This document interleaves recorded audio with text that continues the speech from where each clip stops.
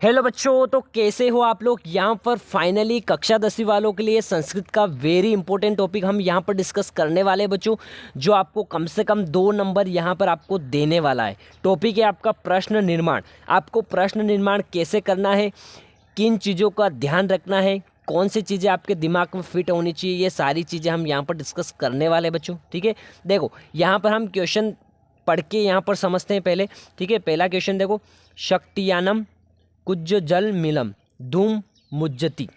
ठीक है, यहाँ पर जो हाईलाइट आपका दिख रहा है, इसी से आपको प्रश्न निर्माण करना है, यानी कि इसकी जगह आपको प्रश्न का निर्माण करना है, इसकी जगह आपको चेंज करना है, इस शब्द को आपको चेंज करना है। जिन बच्चों को बिल्कुल भी संस्कृत समझ में नहीं आती है, इसका अनुवाद भी दे रखा है, वो अनुवाद पढ़ के भी आसानी से समझ सकते हैं, कोई दिक्कत नहीं होगी। देखो, तो यहाँ पर इसका मतलब क्या होता है, गाड़ी काजल के समान काला धुआं छोड़ती है। इसको हम प्रश्न का निर्माण करेंगे तो ये काजल के समान काला ये बिल्कुल हट जाएगा। तो क्या हो जाएगा, देखो यहाँ पर हो जाएगा शक्तियानम की दृश्य धूम मुच्चति, यानी कि गाड़ी कैसा धुआं छोड़ती है, यानी कि कैसा, कैसे के लिए हमने यहाँ पर यूज़ किया की दृश्यम। ठीक है, ये कृदृश्य आपको याद रखना है कैसे के लिए। ठीक है, इस टाइप से प्रश्न निर्माण होते हैं बच्चों। आपको रटने की ज़रूरत नहीं है, आपको समझना है। रटोगे तो भूल जाओगी, समझोगे तो याद रहेगा। ठीक है, देखो ये वाला क्वेश्चन भी देख सकते हो आप। उद्यान परीक्षाणाम कलरव चेतः प्रसादयति। ठीक है, यानी कि उद्यान में पक्षियों का कलरव मन को प्रसन्न करता है।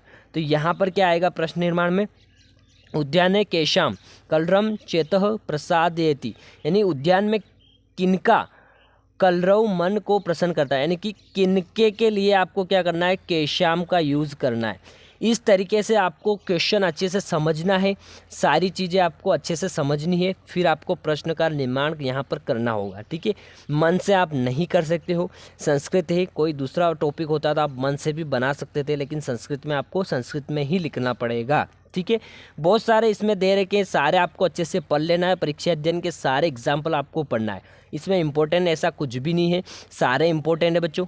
ठीक है, तो आपको सारे अच्छे से सोल्व कर लेना है। ठीक है, एक दो क्वेश्चन और मैं बता देता हूँ, जैसे कि कौन के लिए क्या यूज़ करोगे, ये वाला क्वेश्चन आप देख लीजिए। जैसे कि फॉर एग्जांपल देखो, न्यायाधीश बंकिम चंद्र आसित, यानी कि न्यायाधीश कौन था बच्चों, बंकिम चंद्र था। अब इसको प्रश्न निर्माण करोगे तो क्या हो जाएगा, न्यायाधीश कौन था, तो कौन के लिए क्या यूज़ किया हमने, कह।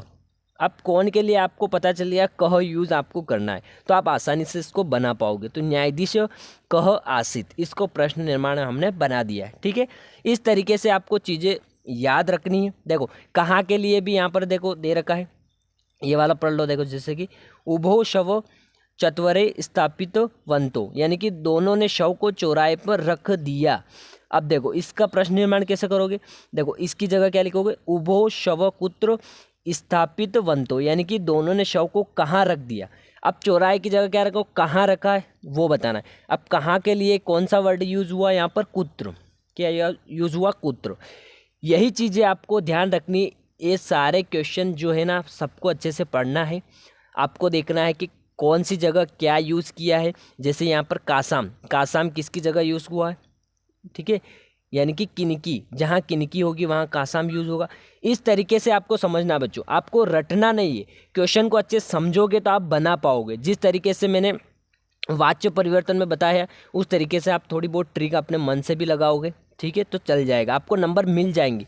ठीक है, तो इसी प्रकार से ये भी आपको अच्छे से सॉल्व करना है बच्चों। ठीक है, तो मिलते हैं नेक्स्ट वीडियो में, अभी के लिए इतना ही। थैंक यू बच्चों।